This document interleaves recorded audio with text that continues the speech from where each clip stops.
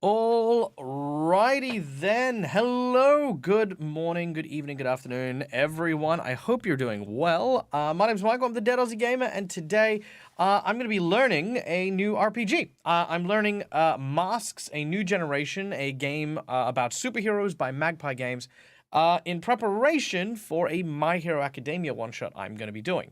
Now, what is My Hero Academia? What is Masks? Why are you doing all this? The short answer is because, one, I'm a huge fan of My Hero Academia, and secondly, I'm a huge, even bigger fan of superheroes and the like. So I've wanted to do like a superhero TTRPG for a while, and it was a great opportunity with the new season of My Hero out. It was just perfect. So I am enjoying a lovely meal, which has been brought to me. Behold, it is, what is it? Schnitzel? Palmy. It's a palmy. Good old Aussie palmy. So I'm going to be enjoying some food, some drink, some good company as we delve into this RPG. Now, there's lots to be said about what we're doing today, and to begin, let's talk about what My Hero Academia is. Now, in the world of My Hero Academia, My Hero Academia is a manga that is about a world in which 80% of the population have superpowers. They're known as quirks, and almost everyone has them. It's the show basically takes place in a world where, in order to use your powers, you have to get a license. Because if you don't have a license, you're a vigilante. You're someone who isn't really well thought of because, well, quite frankly, you're using your powers illegally. In a society, if everyone thought it was okay to use their powers, well, it would get to eventually a point where, everyone would get in each other's way. There would be chaos and anarchy. So, society found a way to, I suppose, limit what you can and can't do with your powers. So if you have a license, you can operate as a hero and uphold the law and go out against those who use their powers for nefarious purposes. Even if you're a police officer, in fact, and this I found really interesting, you can't use your powers to do your police work. That's just the nature of it. I mean, some stuff is kind of allowed, like if you have a good sense of smell, it's not exactly like you can not use your sense of smell. Stuff like that, it's lots of stuff, but yeah. Anyway, the manga is about Deku, or Midoriya, a character who was born quirkless and aspired to be a hero despite this huge setback. After a fateful encounter, he ended up meeting his hero, a person named All Might, who was able to bestow a new power upon him and get him on the road to becoming a hero.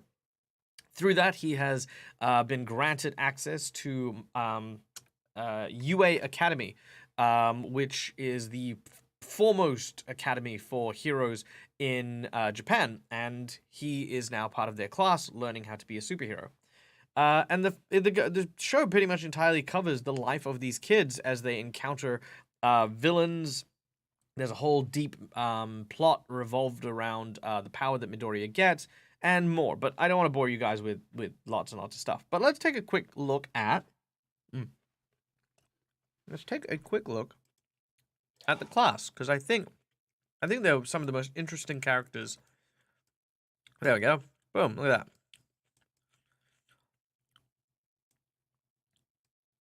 that. Okay. So there are quite a number of individuals. Midoriya, down the bottom, we can see there, is kind of the main character.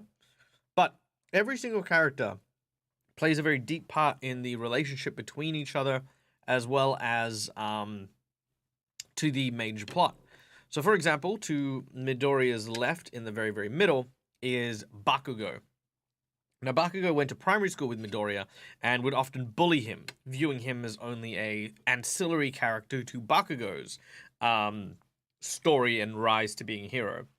And the fact that Midoriya has been continually getting stronger has been a source of real spite for him. So Bakugo is kind of like the position of a rival. Then if we look where Deku is just straight up the top, we have Ochako Uraraka.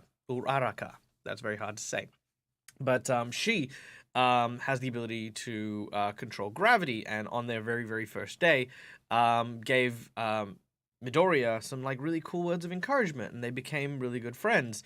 And she has like this kind of secret crush on him, and like she admires him because of how much and how hard he pushes himself to be a hero. And to the bottom left of her is Tenya Ida, the class president, a very straight-laced individual, very mechanically moved, who, at first judges Midoriya as just like someone who's disruptive, but eventually learns like a lot about being a hero from him. And every character here kind of has a very similar story through their interactions with everyone in the game. In the show. The anime is absolutely breathtaking. It's absolutely spectacular, and if you haven't watched it, I highly recommend it. But today we're going to be trying to read and learn about how to play the Masks game. I'm going to just shrink this down here, and then move this. Yeah, I'll just leave it there. We're going to be figuring out how to play Masks, and seeing if we can make a way to use it for a My Hero Academia TTRPG. Hey D Campbell, good to see you. Welcome in. But yeah, also it's a good hangout session. Hope you guys have had a wonderful evening. Now, where do we begin? Good question. Where do we begin? I think...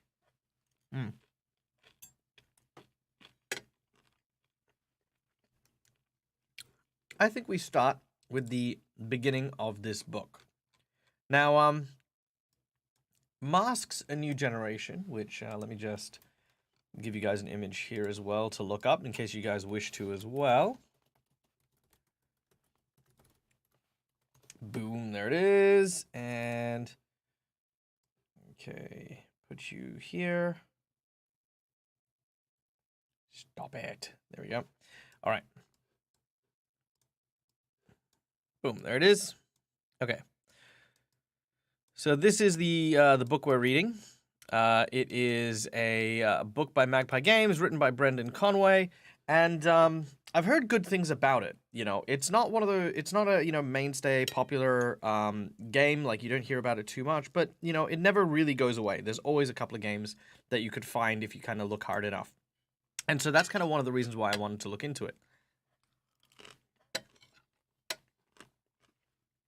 So, it reminded me very similarly of City of Mist, which, if you've followed my channel for a while, City of Mist is a game we did a Twitch plays with, and that was a lot of fun. But I think with that particular game, there was so many bits and pieces that took a lot to kind of digest that it made, I think having a table of 4 people playing that might just get wound up in just, well, we can do anything, right? Let's just do anything. And I think without enough structure in City of Mist, that's kind of why I lent towards Masks. But I haven't read it, so let's see what it's all about, shall we? Intro. Player, 3 to 5 players. Good. 2 to 4 hours, roughly. Rating for teens.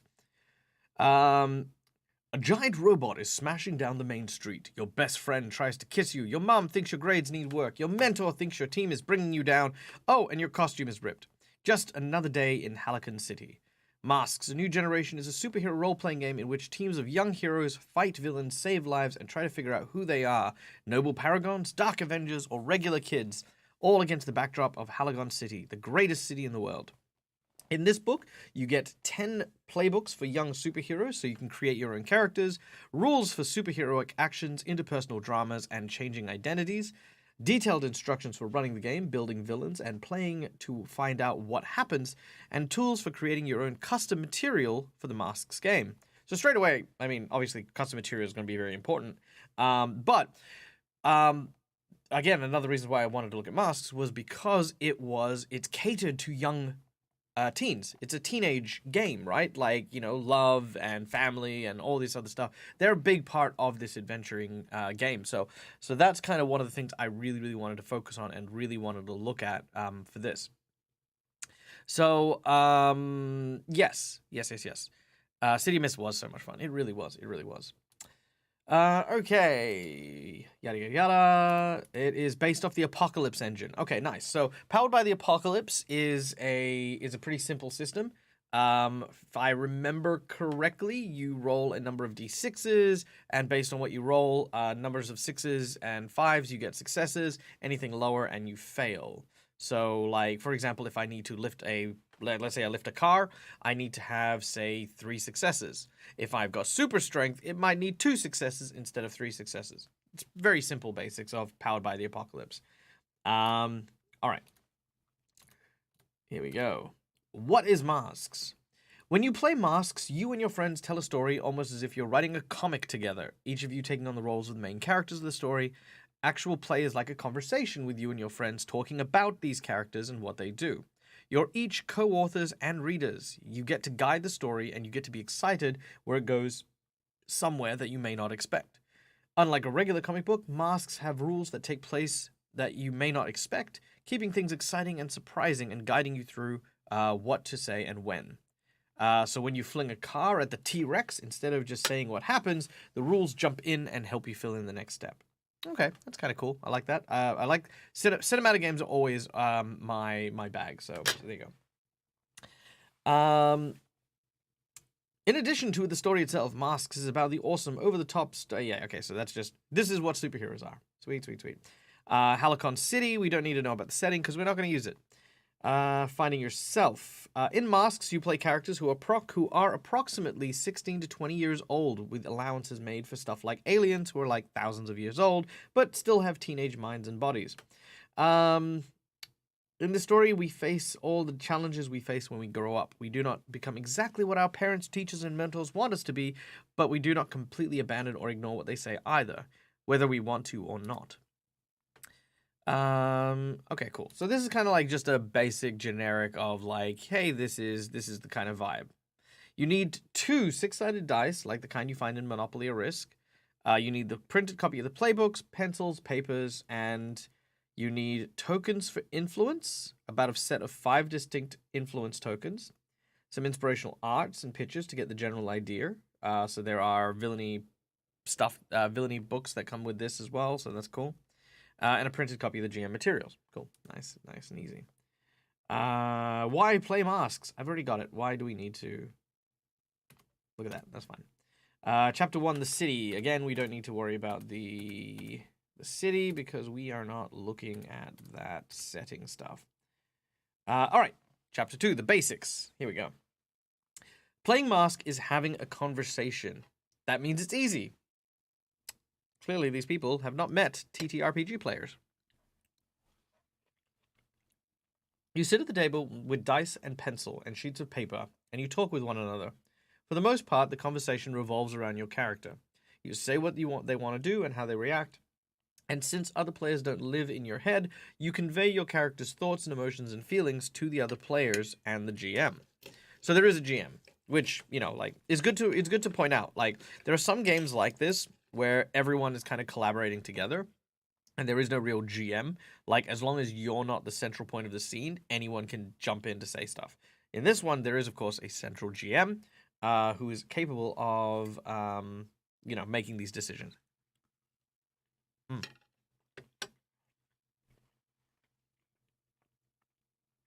Blah, blah, blah. You can talk. Framing a scene. The best way to keep the conversation moving towards interesting places is to frame scenes. Instead of sitting around the table and talking vaguely about cool characters, who they are, and what they can do, you put those characters into concrete locations. You don't just say, oh yeah, Nano's got nanite powers, so he can make weapons out of the nanites in his body. You put Nano into the Exemplar's headquarters and describe him sending out his nanites into nearby machines to take over the security system. Think about your story like a comic book or a superhero movie. Cut straight to the dramatic struggles against dangerous villains or complicated discussions about what is right and wrong in difficult situation. Skip the boring stuff and get right to the meat and potatoes of what is happening. I think that's okay. I honestly, I don't, I mean, I know this is very ironic because I do tend to hasten my way through games because my games are usually 2 hours, but I don't think there's anything wrong with taking some slow time, you know. Like, not everything needs to be the dramatic side of things. I think that is a recommendation just to kind of keep within the, 3 to 4 hour margin that they're aiming at. But if you want to, you can go longer than that. Yada, yada, yada. Frame a scene. Easy. Easy peasy. Hard framing. Okay, here we go. Sometimes the GM wants to move things along faster, or jump right into a tense situation. Maybe the consequences of an earlier decision have come to bear hard and fast. It's time for the dragon creature you accidentally unleashed from an extra-dimensional portal to make its appearance again. Or your teammate's mom has had enough of your teenage hijinks. The GM tells you what is happening and is then your job to react. This technique is hard scene framing. So called because there's less room for negotiation. The scene starts and the PC must react as best they can. Despite the tropes, villains often don't give heroes a chance to plan before their dastardly plans. Alright. Joe's character, Hornet the Prodigy, is trained by Mantis, a skilled and capable hero from the Silver Generation. Hornet was relatively unscathed by the dressing down with the gentleman, so I decide that Hornet's story needs a strong push. They aren't masked characters if they aren't getting pushed around. So Hornet, where are you heading after the team meeting's base? After the meeting at the team base? Check in with Mantis? You haven't talked to her in a long time since the fight, I ask. Yeah, I'll go to her. I need to know what she thinks about finding those kids we fought. Joe replies. Awesome. So you're arriving at the secret teleportal she'd set up for you, the one hidden in the alleyway, right? And it's not camouflaged like it should be. The portal looks damaged. Through the faint image you see in the archway, you can see sparking control consoles. It looks as though someone wrenched the portal open and forced their way through. What do you do? What do you do is a constant refrain of masks. Halicon City moves quickly, and there isn't time for you to construct detailed plans when space insect starts pouring out of a portal onto 5th and Main. Scene framing is about getting characters to the question, what do you do, as quickly as possible. Okay. So, basic Dungeons & Dragons, TTRPG stuff, like moving scenes along. There's no real rules-specific stuff yet, just this is how you tell a good story. That's good. I mean, it's all true. Nothing's wrong.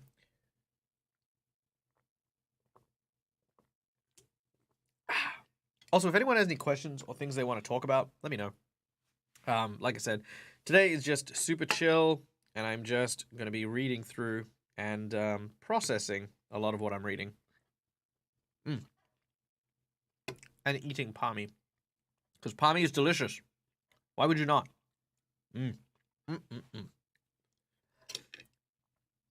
Alright. Next chapter. Following the fiction. Superhero comics in particular have a long story and history of retcon, short retroactive continuity. A technique used with some prior truth in the fiction being undone or changed. That character didn't really die in the explosion. That was an alien clone. The real character was in a stasis pod aboard the mothership. Is a retcon. Okay.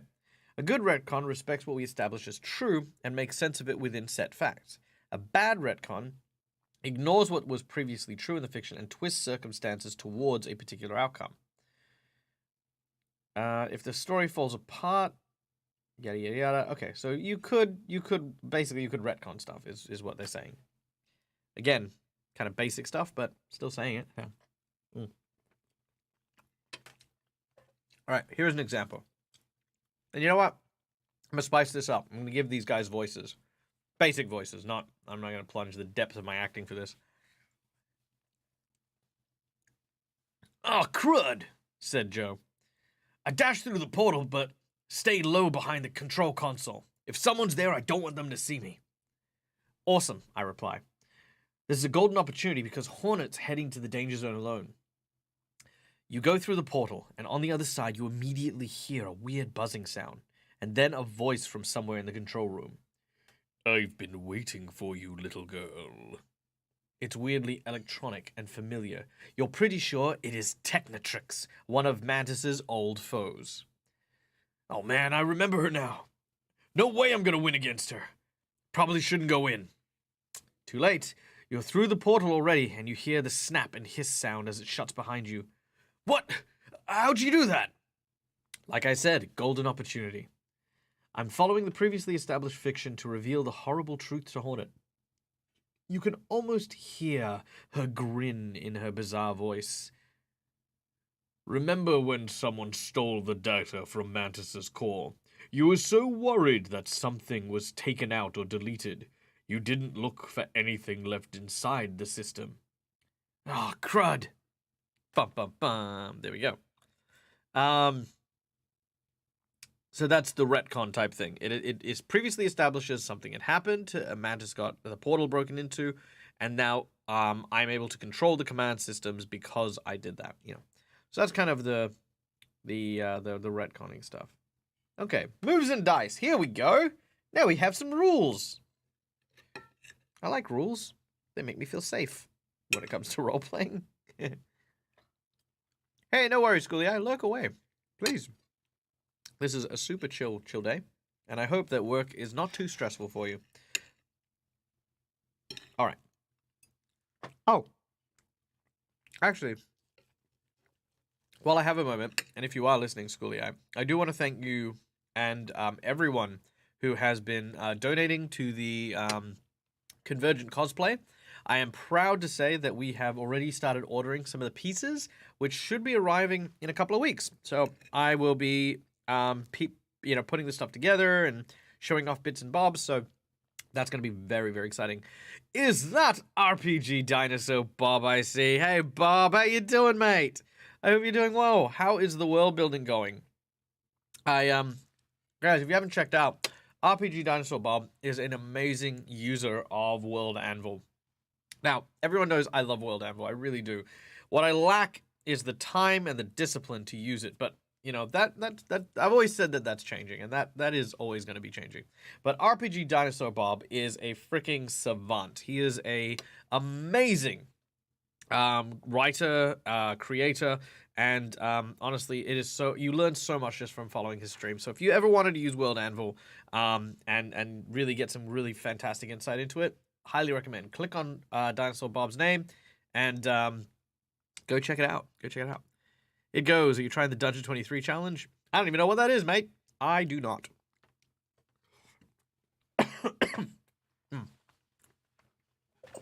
Crafting tree? Not quite. More like DAG modeling. And then criticizing his own body weight. And then exercise streams. That's probably what it's going to end up. Ow.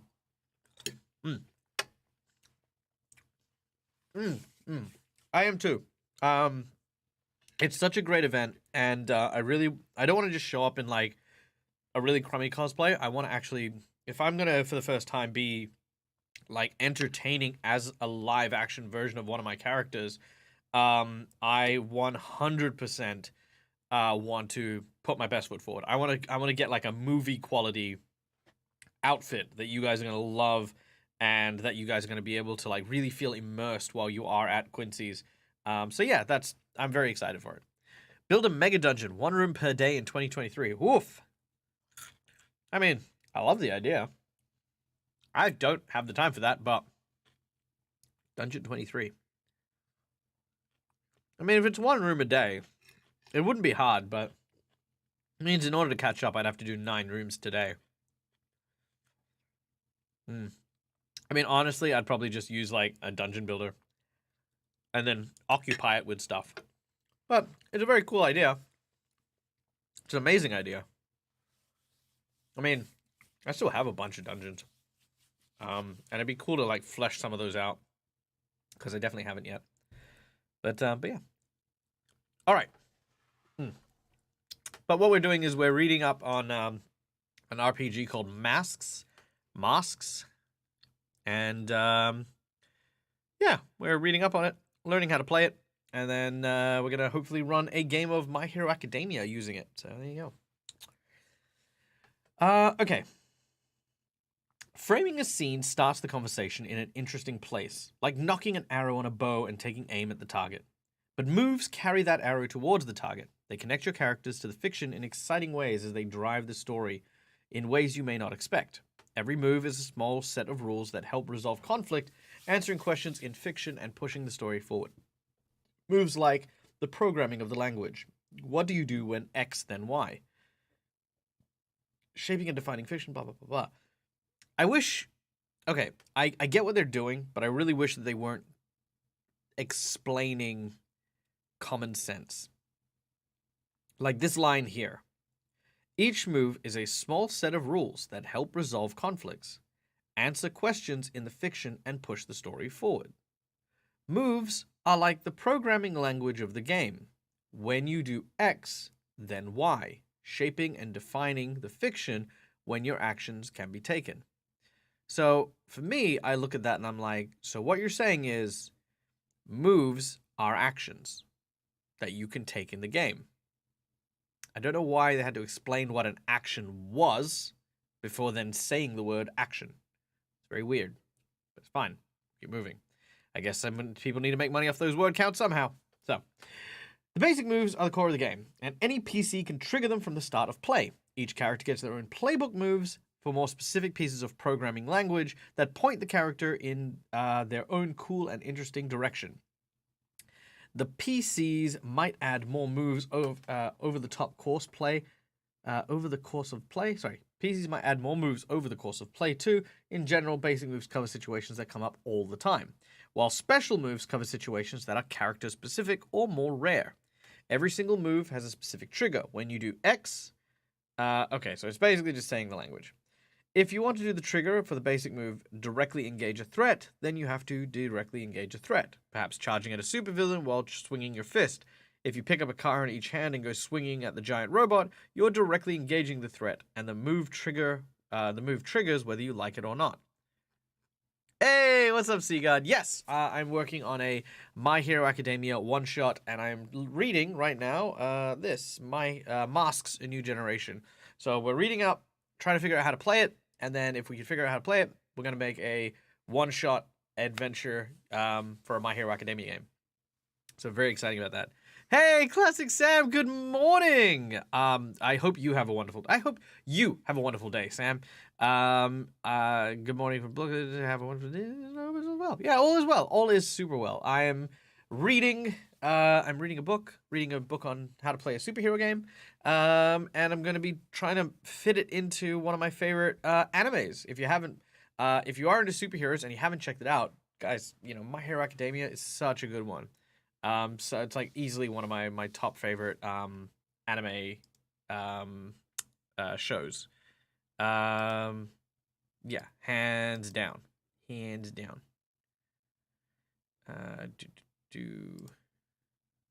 Okay. So we got our little example here. Marissa's character, Toro the Bull, is in a super science lab like the kind experimented on her, and she is not happy about it. You recognize the gene vats, the nanomachines, all the equipment, Toro, I say. It's weirdly like coming home, and there are people, teenagers like you, floating in those gene vats on the far side of the room. The scientists in the room look at you aghast. Oh, hell no, Marissa says. I start flinging tables all over, chucking them around and all crazy like. I want to mess this place up. I nod. Toro isn't triggering a move yet. She's super strong, so flipping tables isn't exactly difficult for her, and she's unthreatened. Yeah, you make a mess. Tables end up upended, chemicals spill, scientists are running from you. This room is trashed. But that's when a whole squad of black-armored thugs with assault rifles come into the room. They don't even look like they're going to ask you to surrender. They're just going to shoot. Marissa grins at me. Awesome. I wade into their midst and start tossing them around. I nod. Perfect. You are directly engaging a threat, definitely. Marissa makes a face. Oof, hold up, wait.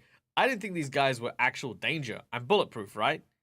Yeah, but they're well-trained and pouring concentrated fire your way. They're pretty dangerous even to you. You still want to wade in and toss them around?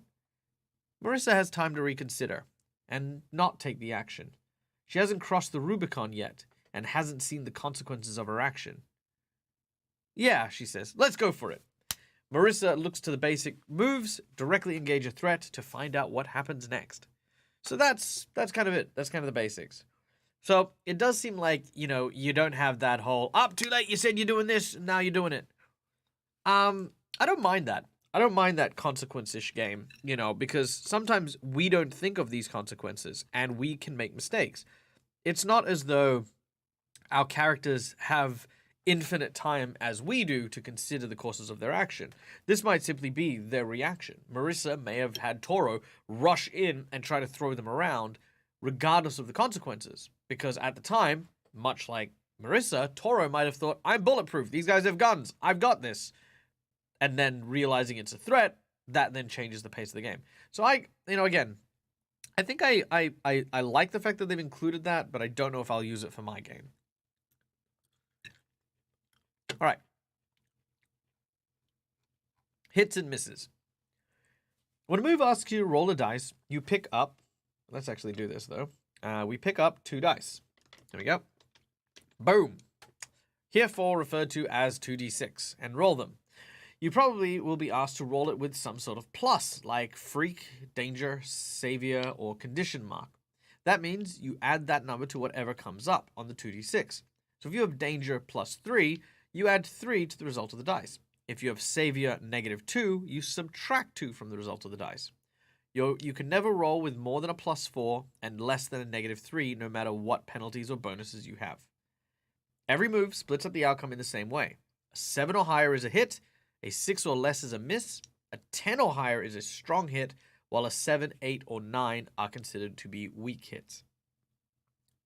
Okay. So you can either have a weak hit or a strong hit. Why not just have a hit or a strong hit? Yeah, that's fine. It's fine. That's pedantic. All right. Most moves give some results and change to the fictions between the strong hits and the weak hits.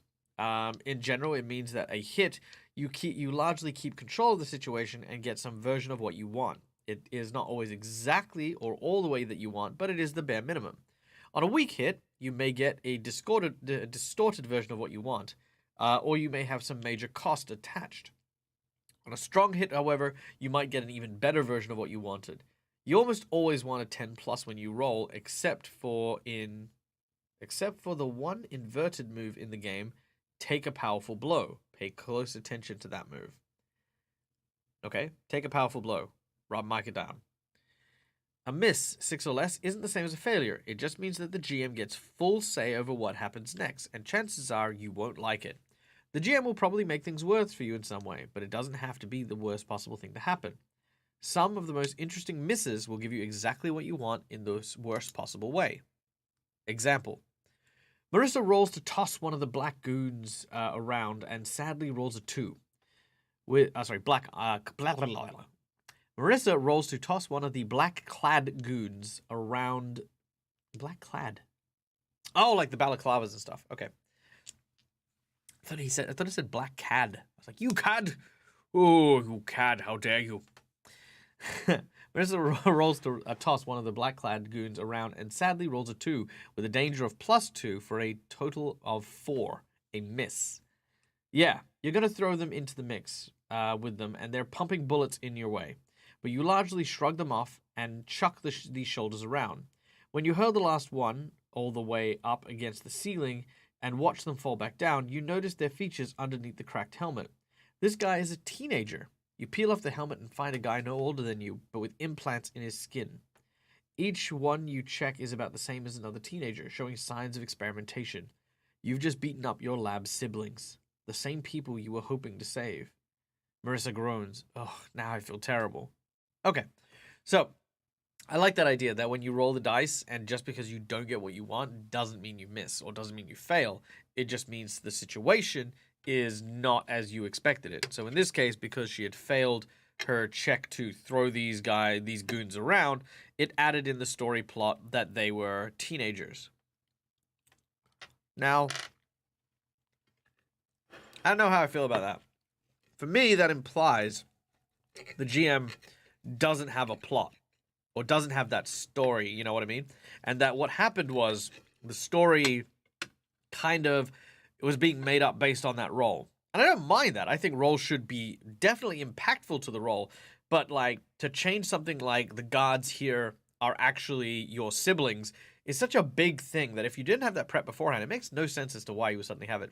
Hey, what is up, Rakam? Welcome in GM Workshop with a rate of 101 people. All right, first of all, sorry, I'll tell you a bit about me in a second, but I just want to take a moment. GM Workshop, I want you to know this, buddy. Like, I mean, we've known each other for a little while now, but the fact that you can come into my channel, which is a very casual stream today, by the way, with 101 people, I hope that you know how much I respect what you've done with your channel, with your community, with your group, and that I see how much hard work, love, and dedication you give to all of your content. I just want to, before I even talk about myself, just tell everyone, like, you know, look, Rockham is freaking a superstar, okay? And I am truly, truly grateful that to get to know you and to have your community join me here today. So yes, I want to say that. Boom, you are seen. Now, guys, for those of you who don't know who I am, my name is Michael. I'm the DAG Gamer. I do TTRPGs in the Twitch space. I hang out with my Patreons. I meet and hang out with really, really cool TTRPG content creators like the amazing GM Workshop as well. Today we're learning a new TTRPG, Masks: A New Generation, in preparation for a My Hero Academia stream that I'm hoping to do coming up soon. Thanks, Dad. Very kind. I have to raid and fade today. Have work, but have an awesome stream. No worries.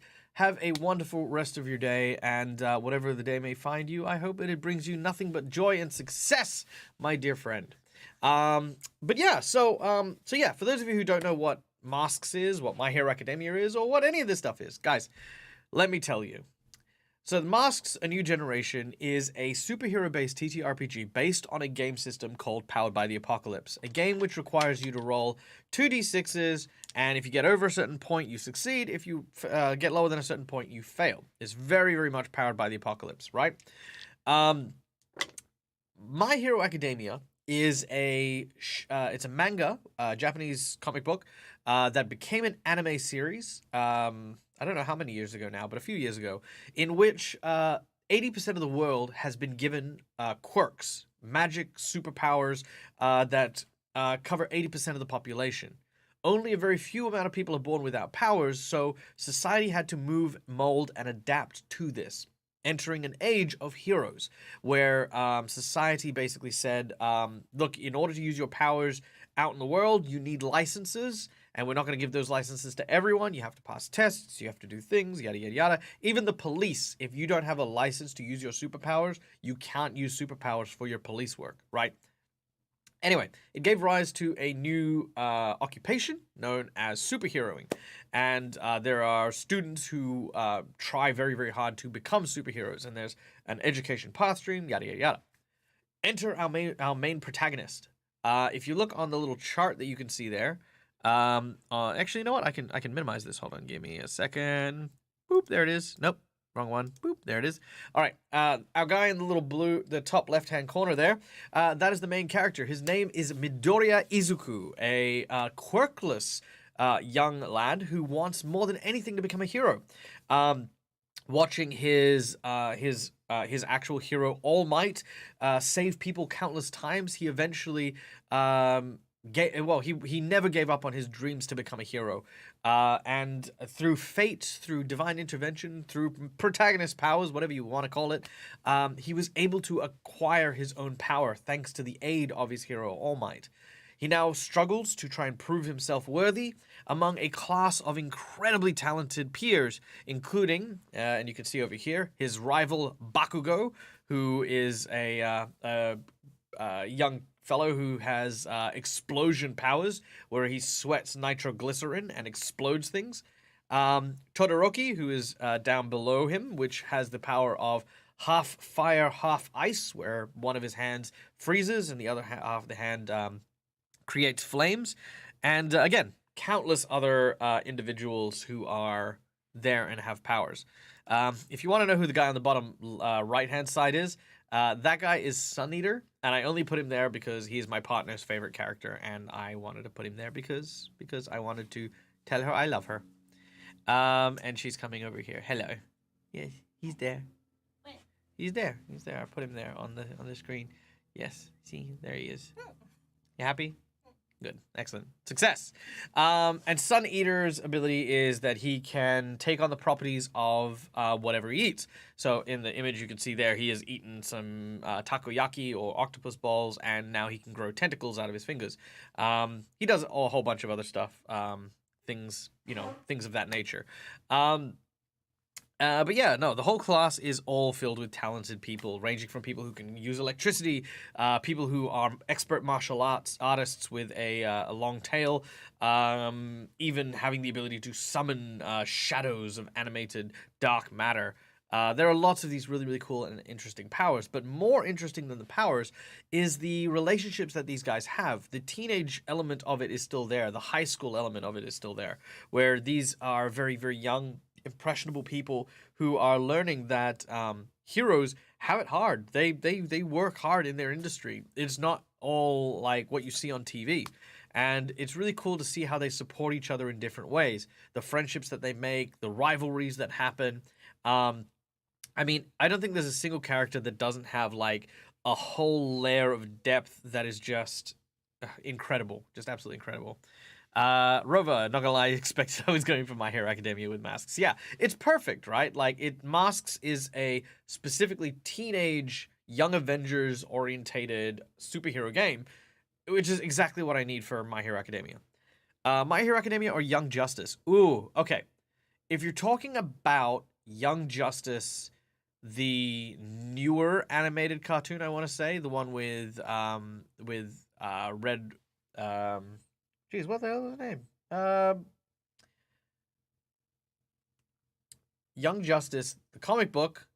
I like Young Justice, the comic book, a lot. Like, a lot. I thought the show was okay in season 1, but I kind of petered out a little bit after season 1. Mostly because I felt like they were dragging it out. I can't remember what set that off, though. I think it might have been...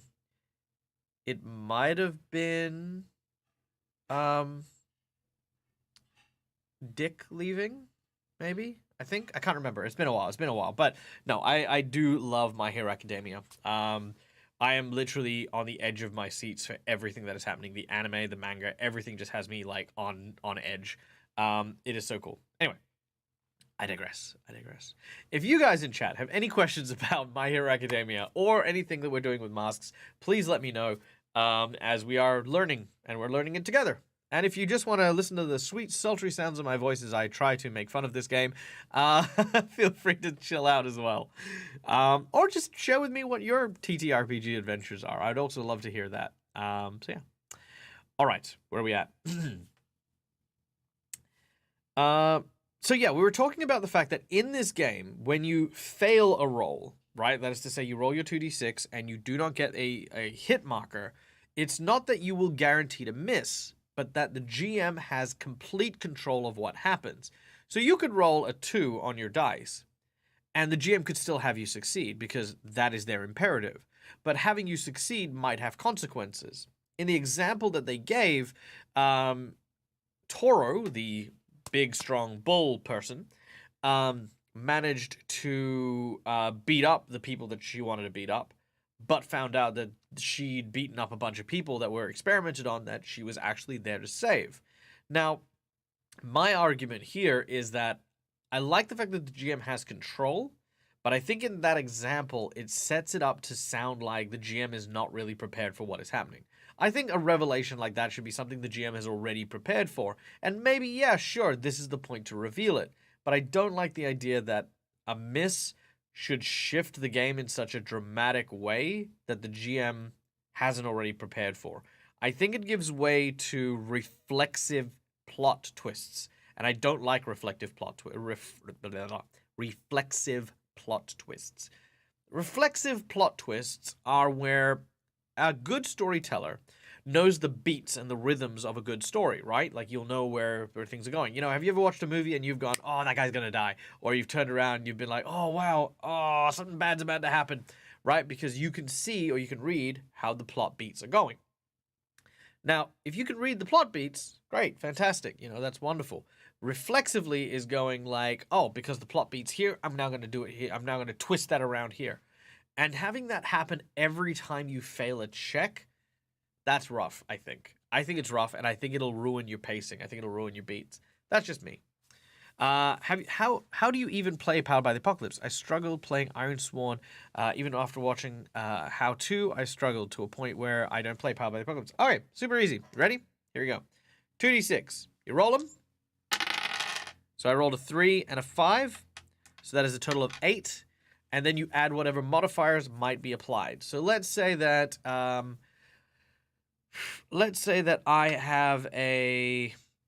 in a great deal of danger, so it makes it very, very hard for me to do this. So I'll take a -2. And then if I take a -2, I now, instead of getting an 8, I get a 5. Because I didn't get 7 or higher, I fail this check, which means the GM tells me what happens. So that's basically Powered by the Apocalypse. Roll 2d6 and get over 7. Or 7 or over. Yeah, that's basically most Powered by the Apocalypse stuff. All right, look away and look safely, myth. But yeah, the one thing I didn't understand though here is it says that if you have danger +3, you add 3 to the result, meaning that if you are in danger, you're more likely to succeed. And if you have savior, you get a -2, which means if you're a savior, you're less likely to succeed. It's very weird. I don't know why they put it that way, but I'm hoping that reading on they'll tell me. But yeah. All right. Triggers and uncertainty. There are only so many moves in masks. How does that mean? Does that mean you can only do these things in game? Why would we limit it like that? The answer is simple. Moves point to a place where no one knows what'll happen next. If your superpower is flight and you want to fly over the city with no urgency, there is no uncertainty. The player and the GM all know exactly what happens. You do it. If you want someone with super strength and super speed to knock out a completely mundane citizen for some reason, there is no uncertainty. They can't hurt you, stop you, or affect you. You simply do it. You want to throw a snarky insult at someone, nothing too biting or incisive, nothing that demands a response. Again, no uncertainty. You simply do it. But when you're trying to fly faster than a lightning streak to make sure that to get to the interdimensional quantum stabilizer first, then no one knows what happens. That is what then moves a trigger. In this case, an unleash your power move. When you are trying to knock down the stone titan with your fist to stop the towering 15-foot behemoth of stone, then no one knows what will happen next. Then you provoke a trigger, engaging a threat. When you're trying to throw a biting insult that when you're trying to throw a biting insult that makes Vanquish turn away from the cosmic battery to fight you, then no one knows what will happen next. That's when you use the trigger, provoke someone. Your character can do anything that it makes sense to do. Moves resolve in situations which both the player and the GM are not certain what happens next. To tell you what happens next, they highlight tension points in the masked story. When a move is triggered, everyone around the table simply doesn't know what will happen. Then, once resolved, everyone knows where the story goes next. Sometimes the GM and the players will have to talk a bit to get on the same page.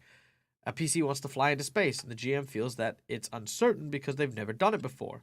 But the player has always had it in their head that they can fly into space. The player and the GM have to quickly figure out if this is truly uncertain. The point of moves is to make us excited and interested and surprised about what is happening next. And if someone doesn't feel excited about uncertainty, then it's a good sign that either the move isn't being triggered or someone doesn't fully understand the situation. Talk it out and then make the move make sense. Or no move at all. For the basic moves, check out page 51. Okay, so first of all, that example, there is of course uncertainty. You have the power of flight. You do not have the ability to not breathe in space. You also do not have the ability to avoid the freezing frigid cold, unless you're immune to ice and cold.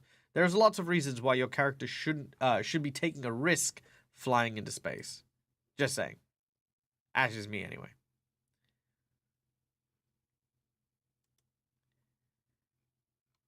All right, starting the game, preparing to play, blah, blah, blah, blah, blah. This is the city. This is telling me how to run my game. Your team, we don't need that because that's all story stuff. Why play this? Because it's fun. You shouldn't dedicate a whole page of your adventure into telling me why your game is fun to play. Don't tell me your game is fun to play. I just should figure this out.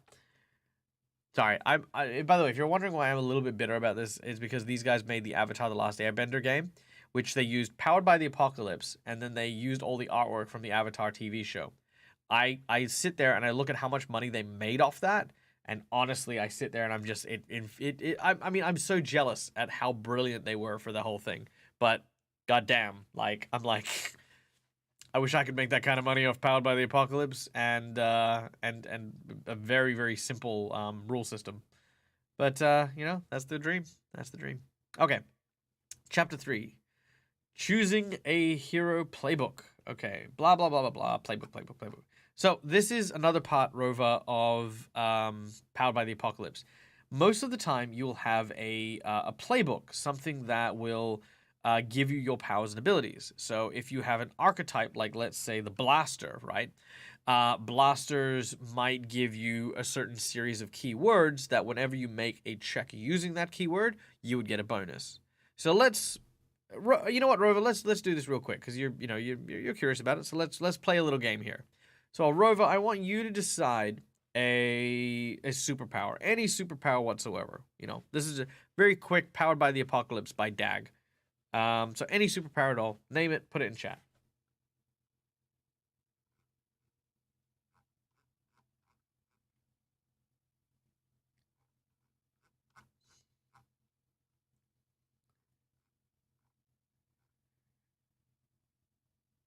Okay.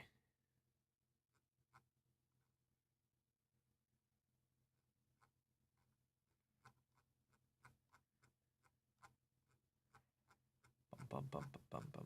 Here we go. All right.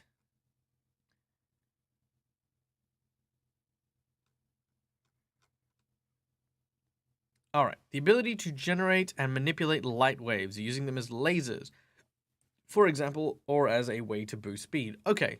So what you're looking at really is photokinesis, right? So photokinesis is your power.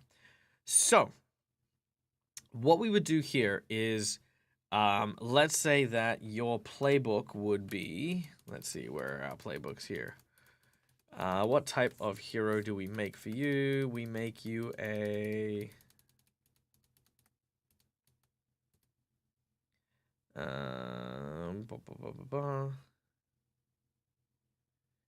Let's make you a delinquent. You're a troublemaker. Yeah, troublemaker you. All right. So, as a delinquent, your powers are messy, deceiving, or frustrating. So in this case, your light power, for example, might be something that you utilize but have difficulty controlling, right? So you use it for pranks, you flashbang people, you do that sort of thing. This is just kind of like basic ability, right? You then have labels, where you have your danger, your freak, your savior, your superior, and your mundane. Now, we gotta figure out what those labels are in a little bit, but let's say that you are... At character creation, add 1 to wherever you choose. Okay, so right now your danger is at 0, your freak is at 0, your savior is at -1, your superior is at +2, and your mundane is at +1. So I would say that for this particular situation, you have, say, let's say you're trying to get across town, right? And you're using light waves to accelerate yourself forward. You're trying to move through the light.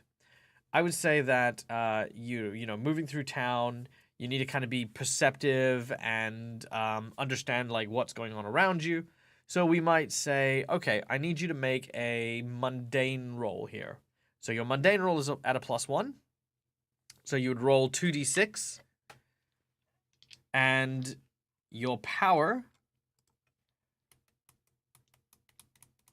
let's see, your power is of use to you. Let me just check this real quick, because we were just reading up on moves now. Here we go. So there we go. So 1 more d6 if you can.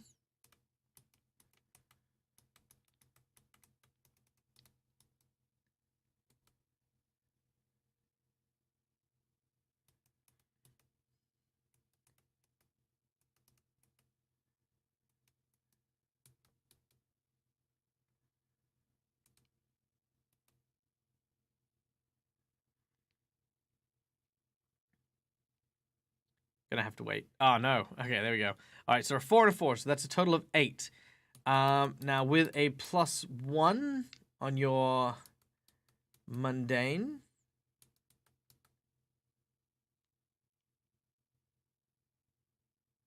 just checking something real quick.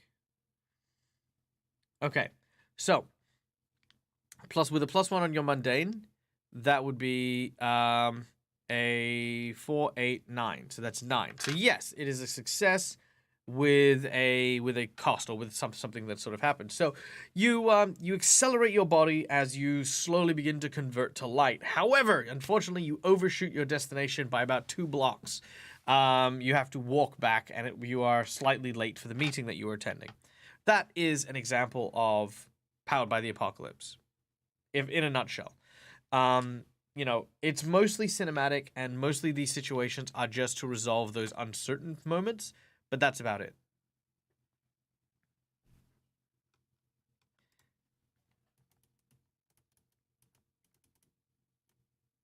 Yeah, that's basically it.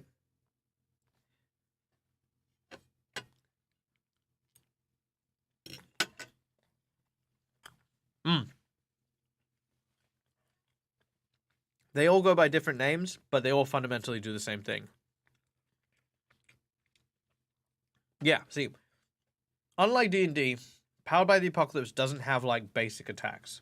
Instead, it's literally stuff like, what is your desire, and what is your desired effect? Like, in D&D, I could shoot an arrow to, like, hit a chandelier and cause the chandelier to fall on someone. And I need to make an attack roll because I'm making an attack.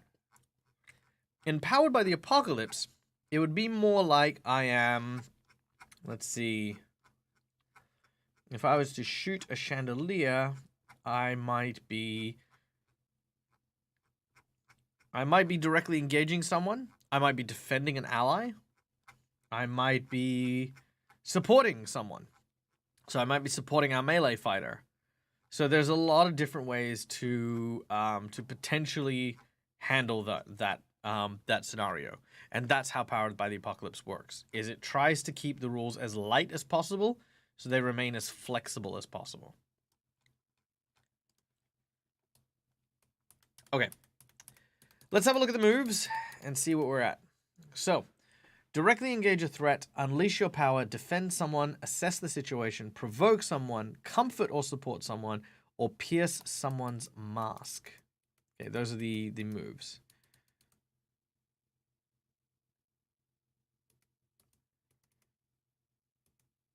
Oh, abilities. That's right. We wanted to look at abilities first. So abilities.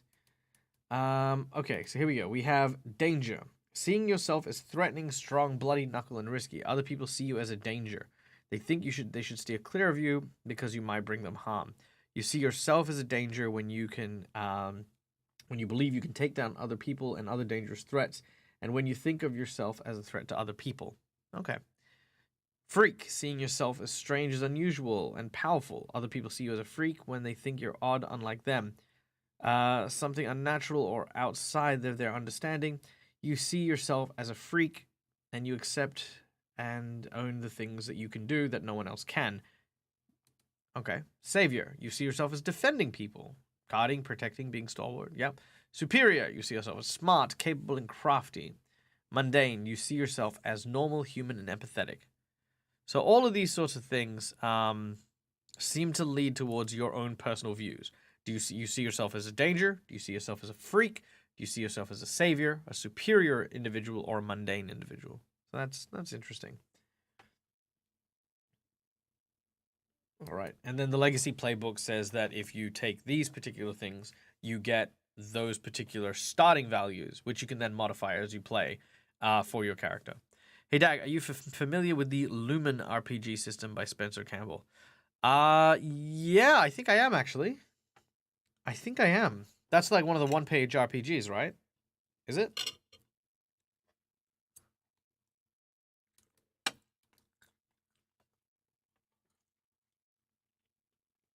Mm.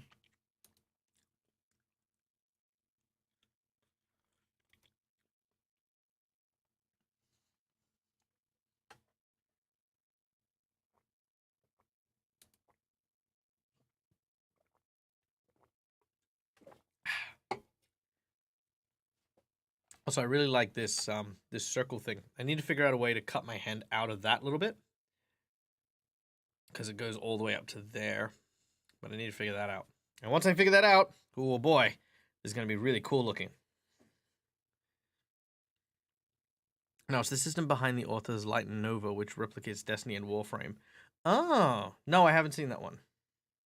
I have not seen that one.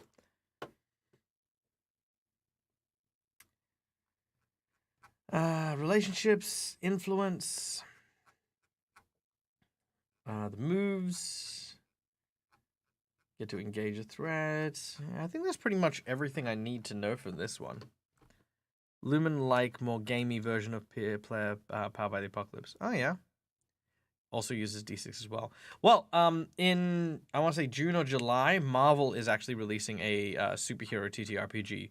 It feels to Masks what D&D, what Pathfinder felt to D&D. So it's kind of the same, but much more complicated, much more crunchier. Okay, there's one thing I really want to know, because everything makes sense, right? You provoke someone, you directly engage someone, but there was something here which said, pierce the mask. When you pierce someone's mask, you see the person beneath. For seeing someone who they really are beyond whatever facet they are. Not really, yada yada yada. What are you really planning? What do you want me to do? So it's kind of like you're investigating them. Skysong is talking to Agent Calaris of Aegis. Calaris wants Skysong to hand over her crystalline ship, but Skysong doesn't trust the agent. I want to pierce her mask, says Andrea. Sure, you're going to watch her carefully and try to read through her thoughts carefully. Okay. Okay. So it's like your sense motive perception and yada yada yada. I can already see a DC conversion. Yeah, absolutely. Take a powerful blow. Remove yourself from the situation. Take some damage. Yada yada yada. Okay. So if you hit, you take the powerful blow, but if you miss, you weather the blow. So that's an interesting one. Okay. Influence is the way of measuring the word's actions of the player people around you, yada yada yada. Using influence. When someone with influence over you tells you who you are and what the world works, you can accept or reject what they say. If you accept what they say, the GM adjusts your label accordingly. If you want to keep your labels as you are, you may reject their influence. Okay, interesting. So this is now where we get into like the comfort and support action, where you get to shape who you are. If you have influence over someone, you take +1 to all moves towards them. When you take advantage of your influence over someone, you then must surrender the influence over it. Ah, okay.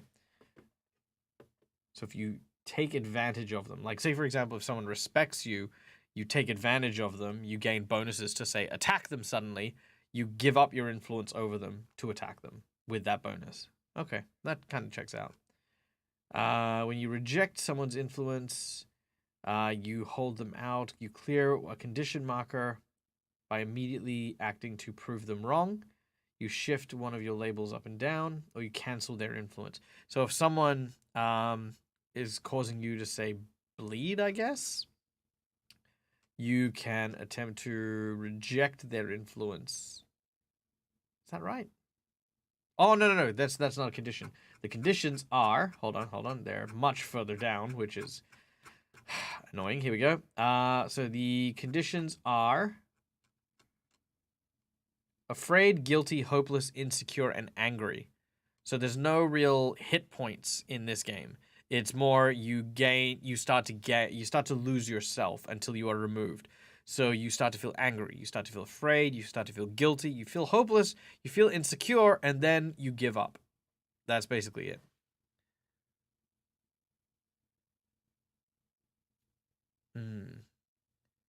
Hey, taking down notes, Egod. Good. All right.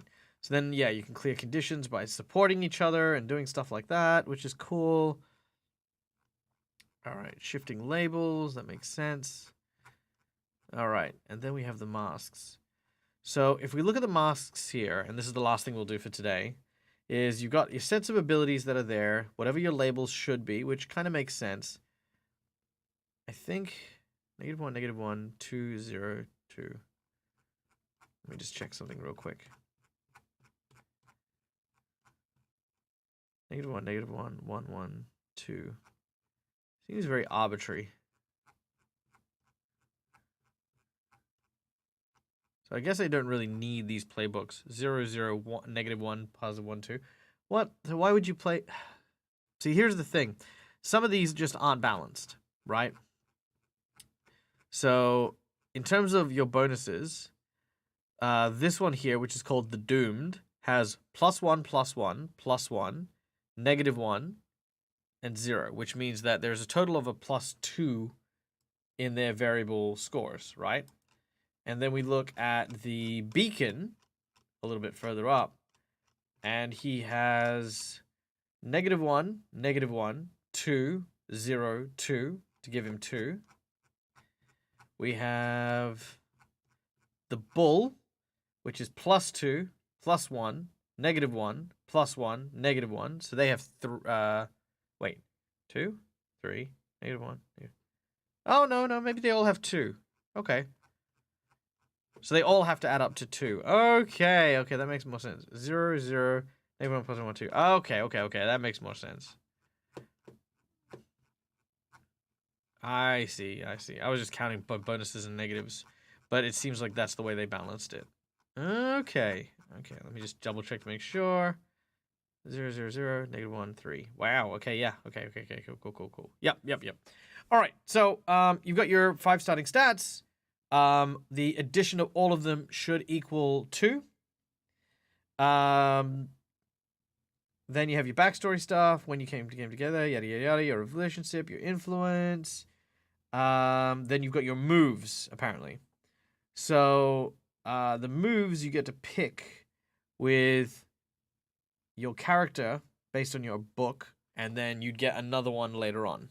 I think for the potential for the My Hero Academia game, I don't think I'll go with playbooks. I think I'll give everyone the option to, like, change their stats as they want to for their character, and then pick their moves based on what quirk they want. I think that's just going to be a free form, easy way to go about it. Then we've got Moment of Truth, where you get to do your big thing, which I don't think we need to really go to. Your team up moves. I think we can do it anime style and, like, have them pick, like, a pair of them or whoever they want to work with, and then they can use team up moves, which are special. Their potential, so every time they reach their potential, they gain a new power. I think that's super easy. Yeah, there's really easy. There's this very simple rule system here that I think I can work around without using half of this book. So basically, if I use the labels and the conditions as the basic combat system, and then if I use just their own powers, we can do anything. I think that'll work. Hey, Liska, good to see you. Welcome in. How are you? I hope you're doing well. Happy New Year. If we have, I have seen you this year so far. Okay, and then there's a section on the GM where the GM gets to do some stuff. Then you've got villain stuff, NPCs in play, how to make a villain.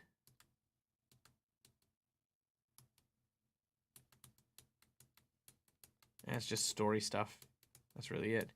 A lot of this is just story stuff, really. So that's fine and dandy. All right, and that I guess brings us to the end of it.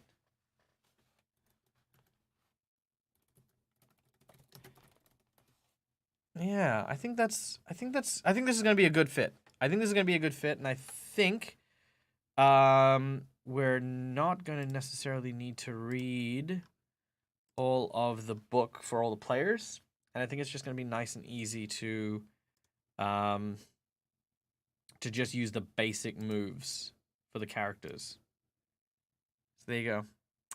Hey, I'm glad you learnt a lot. And guys, if you want to as well, you can pick up masks on Drive-Thru RPG as well.